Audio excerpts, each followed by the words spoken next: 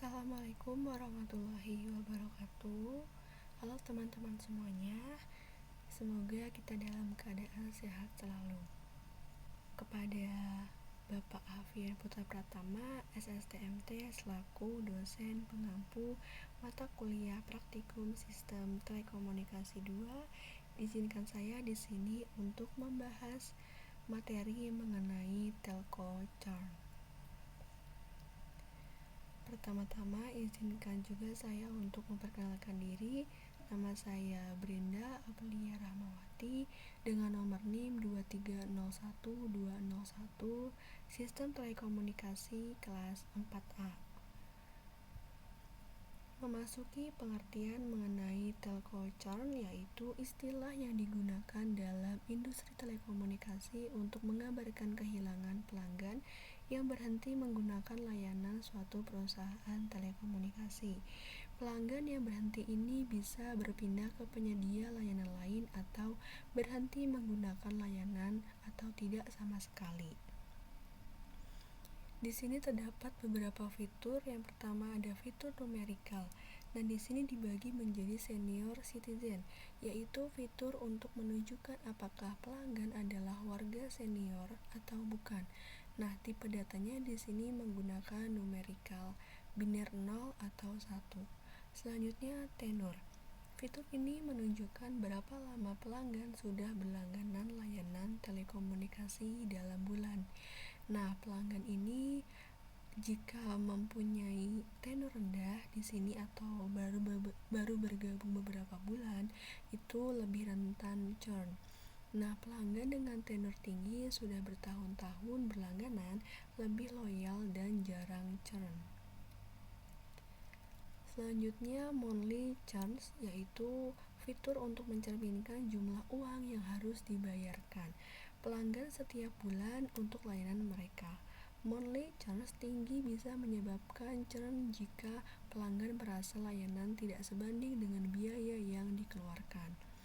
Selanjutnya number of calls to customer service, yaitu berapa kali pelanggan menghubungi customer service dalam periode tertentu.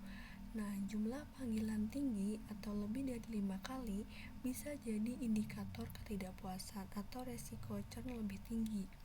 Nah, untuk jumlah panggilan rendah 0-2 kali, pelanggan jarang mengalami masalah atau sudah puas dengan layanan.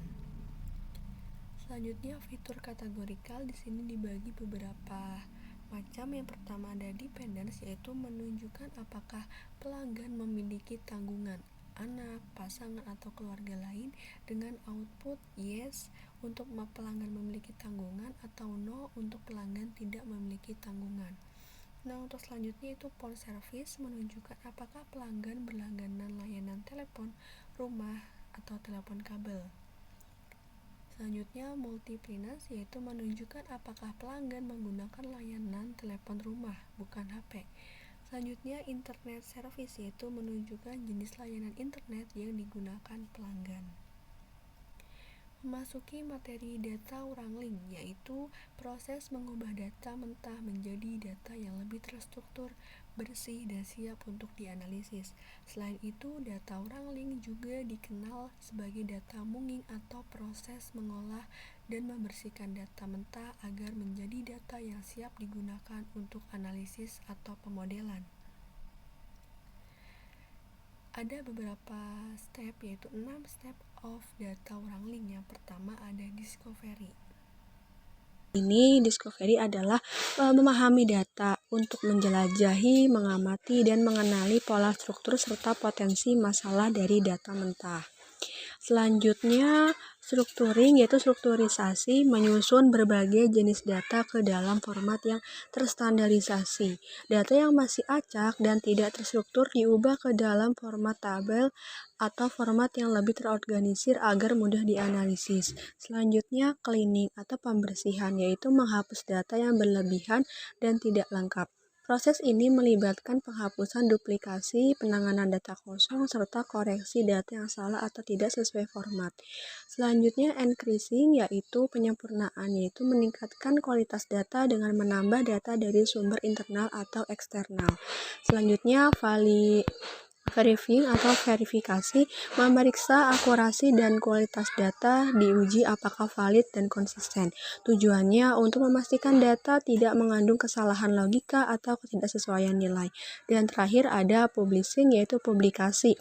Merilis data untuk keperluan analisis setelah data bersih dan siap digunakan. Data dapat digunakan untuk visualisasi, analisis, atau model machine learning.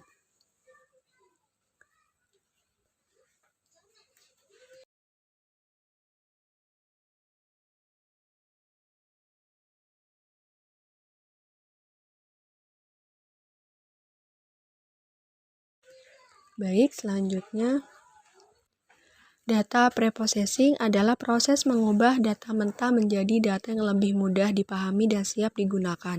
Data preprocessing penting dilakukan untuk meningkatkan kualitas data dan mempermudah proses analisis. Tujuannya yaitu mengatasi data yang kosong, mengubah data teks menjadi angka agar bisa diproses oleh model ML, dan mengubah nilai numerik ke dalam skala yang sama, misal 0 sampai 1. Baik, selanjutnya data cleaning adalah proses memperbaiki atau menghapus data yang tidak akurat, tidak lengkap, atau tidak konsisten dalam suatu kumpulan data. Data cleaning merupakan langkah penting sebelum melakukan analisis data. Nah, tujuannya adalah untuk menghapus data duplikat, menangani data hilang, dan juga memperbaiki format data. Selanjutnya data transformation, yaitu proses mengubah data dari format atau struktur aslinya ke format yang lebih sesuai untuk analisis atau pemodelan. Tujuannya adalah agar data lebih informatif, terstruktur, dan mudah digunakan dalam proses machine learning atau statistik. Nah, selanjutnya ada beberapa tekniknya, yaitu standarisasi atau normalisasi, encoding data kategorikal, dan juga log transformation. Selanjutnya dimensionality reduction, yaitu proses mengurangi jumlah fitur, dimensi, atau kolom dalam suatu data set sambil mempertahankan informasi terpenting sebanyak mungkin. Tujuannya adalah untuk mempertahankan informasi penting dari data asli sambil mengurangi jumlah fitur yang digunakan. Nah, ada beberapa teknik dari dimensionality reduction, yaitu yang pertama ada PCA atau Principal Component Analysis, yaitu mengubah fitur asli menjadi kumpulan fitur baru yang bersifat kombinasi linear dari fitur awal. Selanjutnya ada LDA, yaitu Linear Discriminant Analysis, yaitu digunakan jika ada label atau target. Tujuannya yaitu mencari kombinasi fitur yang paling baik memisahkan kelas-kelas. Selanjutnya ada TSNA, yaitu T-Distributed Consistic Neighbor Embedding, yaitu digunakan untuk visualisasi data berdimensi tinggi ke dalam 2 dimensi atau 3 dimensi. Nah, ini cocok untuk clustering atau data kompleks. Selanjutnya, Feature Engineering, yaitu proses mengubah data mentah menjadi fitur yang lebih relevan untuk model machine learning. Fitur ini dapat berupa variabel numerik, kategorikal, atau teks. Nah, selanjutnya tujuannya yaitu membuat fitur baru yang lebih relevan dan normatif dan informatif. Selanjutnya, menangani data yang kosong, mengisi dengan main, median, modus, atau buat flag kolom baru. Dan yang terakhir adalah feature transformation, yaitu transformasi fitur digunakan untuk mengubah data ke skala lain menjadi log, binning, atau scaling.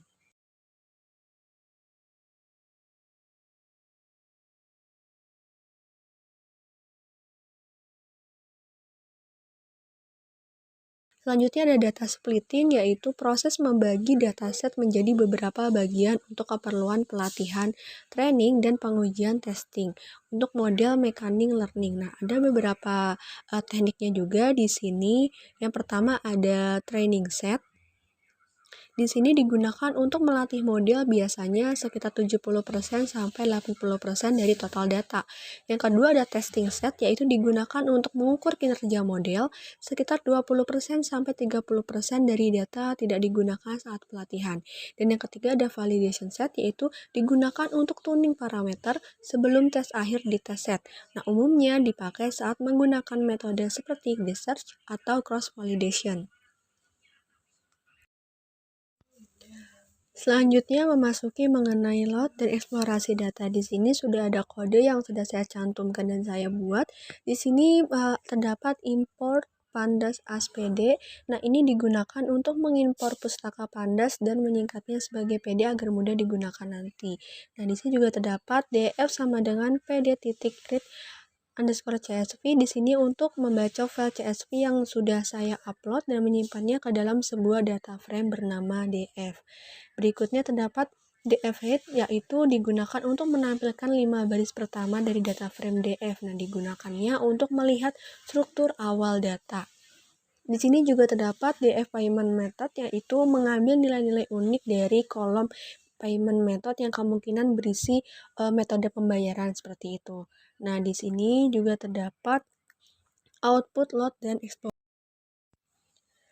Selanjutnya mengenai visualisasi data dalam histogram. Nah, di sini terdapat kode yang sudah dicantumkan juga. Di sini untuk import Pandas ASPD-nya sama seperti tadi ya. Lalu di sini terdapat matplotlib payload. Nah, ini digunakan untuk plotting dari si data tersebut. Nah, di sini juga terdapat seaboard yang digunakan untuk memvisualisasikan yang lebih bagus. Seperti itu. Nah, di sini juga terdapat DF sama dengan PD.read underscore CSV digunakan untuk membaca file tugas CSV seperti tadi dan menyimpannya ke dalam data frame atau DF. Di sini juga terdapat style white grid, yaitu latar berwarna putih yang nanti digunakan untuk output visualisasi data dalam histogram. Di sini juga terdapat PLT titik figur yang dimana bisa kita ubah-ubah sesuai dengan ukuran yang kita mau. Lalu terdapat output visualisasi data dalam histogram. Di sini terdapat dua output. Yang pertama ada distribusi lama berlangganan tenur dan distribusi monthly churn berdasarkan data status churn. Nah, di sini juga terlihat perbedaan yang cukup signifikan dari gambar pertama dan gambar kedua. Untuk gambar pertamanya di sini terdapat garisnya itu lebih konsisten ya, walaupun memang dia agak sedikit ke bawah. Lalu bagian diagram batangnya itu sepertinya dia itu lebih padat dibandingkan gambar kedua. Kita bisa lihat ya tingkat kepadatannya itu terlalu mepet-mepet dan terlalu banyak. Dan untuk yang kedua ini sedikit mepet juga, namun di sini untuk tingkat ketingkatannya itu berkurang. Tingkatannya tidak setinggi yang gambar pertama. Lalu mengenai visualisasi data boxplot di sini juga sama ya seperti kode sebelumnya menggunakan import Pandas ASPD.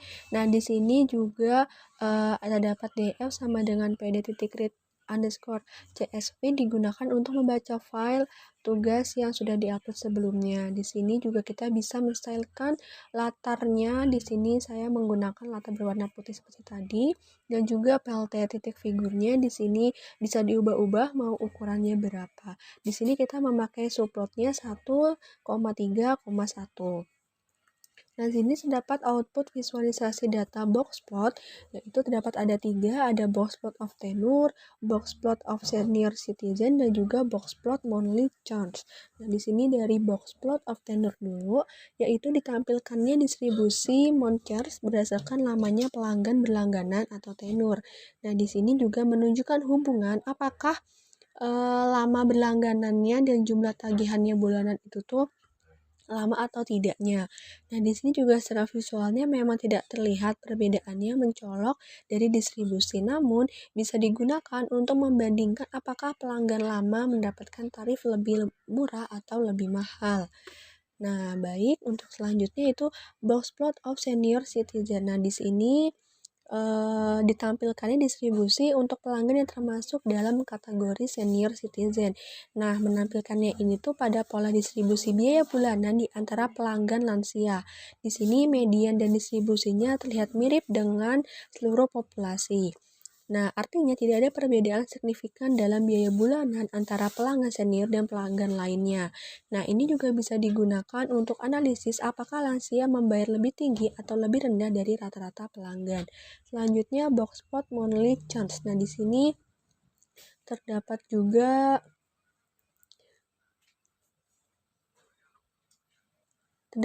distribusi biaya bulanan yang dibayar oleh pelanggan.